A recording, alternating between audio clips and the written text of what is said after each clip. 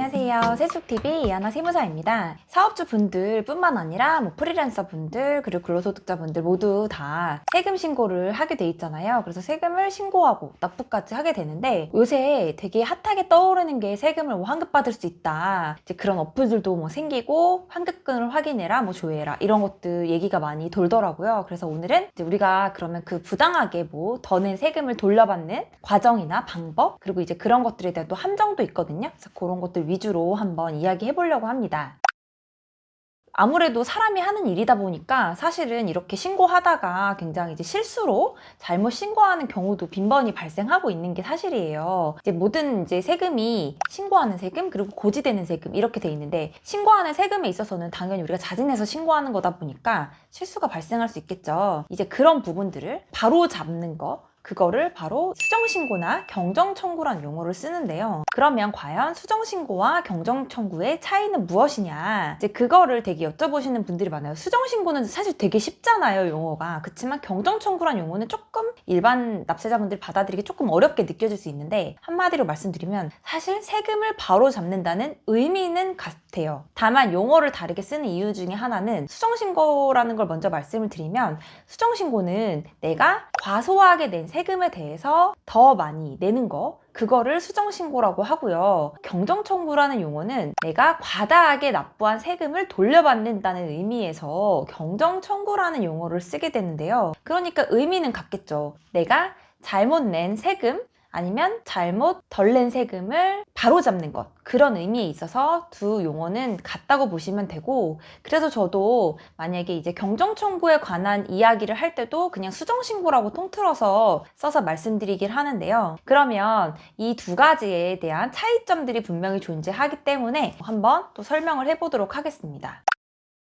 그러면 수정신고라는 부분에 대해서는요 내가 신고를 했어요. 근데 알고 보니까 내가 누락된 것들이 많은 거예요. 만약에 매출이 누락돼 있거나 아니면 카드 매출 요새는 배달 매출 이런 것도 엄청 많으시잖아요. 그래서 그런 것들을 모르고 누락했을 때 내가 자진해서 수정신고를 할 수가 있는데요. 수정신고의 자진신고의 장점은 내가 당연히 세금을 더 내겠다는 건데 그 기간에 따라서 약간의 감면 제도를 운영하고 있습니다. 그래서 1개월, 6개월, 1년까지 그런 퍼센테이지가 좀 다를 뿐이지 가산세 감면 제도도 있으니까 내가 잘못 세금을 냈다라는 걸 알았을 때는 빠르게 수정신고를 통해서 하시는 게 좋습니다. 근데 이때는 또 정확하게 해야 되니까 직접 하시기보다는 세무대리인을 껴서 이렇게 신고하는 걸 좀 추천을 드리고 있습니다. 그리고 이제 그 두 번째로 가장 이슈가 되는 경정청구에 대한 부분인데요.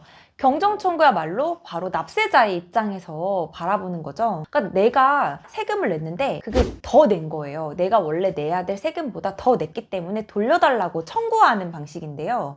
이런 부분들에서 굉장히 주의할 거는 세무서에서 세금 더 냈으니까 더 가져가세요 이렇게 자진해서 알려주지는 않아요. 그렇기 때문에 납세자 입장에서 굉장히 적극적으로 내가 세금을 더 냈어요 하면서 그 부분을 청구하게 되는 건데요. 경정청구에 대한 기한이 정해져 있어요. 그래서 아주 오래 전에 잘못된 세금에 대해서는 경정청구를 진행할 수가 없게 돼 있고 경정청구 기간이 예전에는 3년이었는데 지금은 법정 신고 기한으로부터 5년 이내에 경정청구를 통해서 환급 받으실 수 있습니다. 그러면 이제 경정청구가 굉장히 이제 궁금하실 텐데요. 이제 경정청구라고 하는 거는 세금을 돌려달라고 우리가 청구하는 거기 때문에 과세관청, 세무서에서도 굉장히 까다롭게 심사를 하거든요. 그래서 그 까다로운 심사 속에서 정확한 내가 증빙이 있어야만 경정청구가 가능한 것이고 그러면 경정청구의 대상이 되는 게 무엇이 있을까 한번 알아볼게요. 그래서 경정청구의 대상이 되는 세금에는 모든 세금이 다 적용이 되긴 하는데요. 그 중에서도 핫하게 떠오르는 것들은 부가세, 종합소득세, 법인세 이런 것들이 있습니다. 부가가치세의 경우 굉장히 빈번히 발생하는 것 중에 하나인데 부가가치세는 우리가 세금 계산서에 관한 부분이 되게 많아요. 우리가 아직도 이제 그 종이 세금 계산서를 발행하거나 발행받거나 하는 경우가 있고 특히 임대료 종이 세금 계산서 발행 받는 경우 많은데 그거 누락하시는 분들 정말 많더라고요. 그래서 그런 임대료를 누락했다, 부가세를 포함해서 건물주한테 다 줬는데 그 건물주가 안 끊어주거나 잊어버리시거나 하는 경우가 있어요. 그래서 그걸 받아오셔서 경정청구 진행하는 경우가 굉장히 많거든요. 그리고 또 임대 세금계산서 이외에도 중복 매출이 잡히는 경우도 있거든요. 만약에 매출이 일어났는데 카드로 매출이 일어나고 또 세금계산서도 끊어주는 그런 이중 매출이 있는데 그거를 차마 파악하지 못하고 이중으로 들어갔다면 그거에 대해서도 경정청구를 통해서 환급을 많이 진행하고 있습니다. 그래서 부가세는 이런 부분들이 대부분이라고 생각하시면 되고요. 좀 이슈가 되는 것들이 종합소득세, 법인세인데요. 법인세의 경우에 경정청구의 대상이 많이 된다고 많이 또 홍보도 하고 영업맨들이 많아졌더라고요. 근데 그 부분에서 포인트가 뭐냐면요. 고용 증대에 관한 부분에 세 감면이나 공제를 많이 활용하고 있어요. 그래서 만약에 내가 그 작년에 비해서 고용 인원이 증가했다 하면 그 부분에 대해서 세금을 감면받거나 공제받을 수 있는 그런 제도들이 있는데요. 그렇게 해서 만약에 환급을 굉장히 많이 받았어요. 그래서 경정청구가 잘 정상적으로 진행이 됐다는 거죠. 이제 거기서 필요한 것들은 뭐 급여 대장이나 뭐 급여 명세 이런 정말 실제로 일했던 그런 부분들에 대해서 많이 있는데 너무 중요한 함정이 이게 사후 관리가 있어요. 그래서 계속적으로 사업이 발전해서 당연히 고용 증대가 일어나서 세액 공제나 감면을 받았지만 사후적으로 만약에 또 고용 인원이 감소하기 시작하잖아요. 지금 같은 시기에는 사실 고용 인원을 유지하는 것조차도 힘들 수 있거든요. 그러면 또 사후 관리 추징이 됩니다. 그러니까 세액 공제 받는 거 이런 것만 또 중점적으로 보지 마시고 나중에 사후 관리가 어디까지 되는 거고 내가 추가 장기적으로 봤을 때 그런 부분이 해당이 되는지를 체크하셔서 그런 경정청구를 진행하시는 걸 추천을 드리고 있습니다. 그래서 무턱대고 그때 늘어났으니까 그거 일단 환급을 신청하겠다 했다가는 오히려 세무서나 이제 조세 당국에서 예의주시할 수도 있다는 점 항상 이제 기억해 주시면 좋을 것 같아요. 뭐 종합소득세도 마찬가지고요. 종합소득세나 법인세나 사실 세액 공제 감면되는 게 조금씩 다르긴 하지만 못 받은 게 있다면 이런 부분들을 확인하셔서 받는 거를 이제 경정청구라고 합니다. 근데 종합소득세에서 키포인트가 되는 게 근로자들에 관한 이야기인데요. 근데 근로자들이 연말정산을 하잖아요. 연말정산 할 때도 막 뭐 서류를 많이 이제 준비하라고 하고 지금은 많이 홍보가 돼서 국세청에서도 많은 안내 자료를 제시하고 있지만 되게 5년 전까지만 해도 그런 것들이 좀 일반화돼 있지 않을 때는 연말정산 자료 마련하라고 해도 막 못하시는 경우나 아니면 시기를 놓치시는 경우가 있었어요. 근데 그런 부분들도 이제 5년으로 늘어나면서 혹시 내가 연말정산 때 뭐 인적공제가 누락된 내역이 있거나 아니면 뭐 세액공제 되는 다른 것들에 대해서 해당이 되시면 충분히 연말정산 잘못된 세금에 대해서도 경정청구로 환급을 받으실 수가 있는데요. 일반 연말정산은 당연히 내가 다니던 회사에서 해주는 거지만 경정청구는 직접 하시는 거예요. 그래서 직접 내가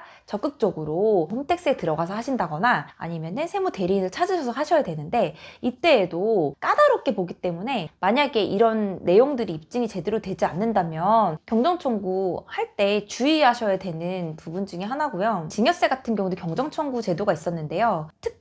특수한 사유에 사실 뭐 후발적 경정청구 이런 용어들이 있어요. 그런 부분들은 이제 세무조사나 여러 가지 과정을 통해서 경정청구를 할 수 있는 상황들이 발생했을 때 일어나는 것들인데 그 사유가 발생한 날로부터 뭐 3개월 이내에 경정청구를 해서 작게는 뭐 몇만 원에서 크게는 몇십억까지도 되는 상황들이 많이 있다고 보시면 될 것 같아요. 그래서 내가 대상이 되는지 이제 확인차 그런 부분에 대한 어플도 많이 생기고 있다고 하는데 사실 그런 부분들에 대해서 개인 정보를 노출하기보다는 자기 스스로 파악을 하시고 아니면 자기가 지금 그 거래하고 있는 세무 전문가나 세무 대리인한테 이런 부분 검토 요청하시는 거를 좀 추천을 드리고요. 그리고 중요한 거는 이렇게 만약에 나는 더 돌려받을 수 있는 경정청구 대상이라고 생각하셔가지고 경정청구를 했는데 내가 모르는 소득이나 어떤 상황들로 인해서 토해내시는 분들을 종종 봤어요.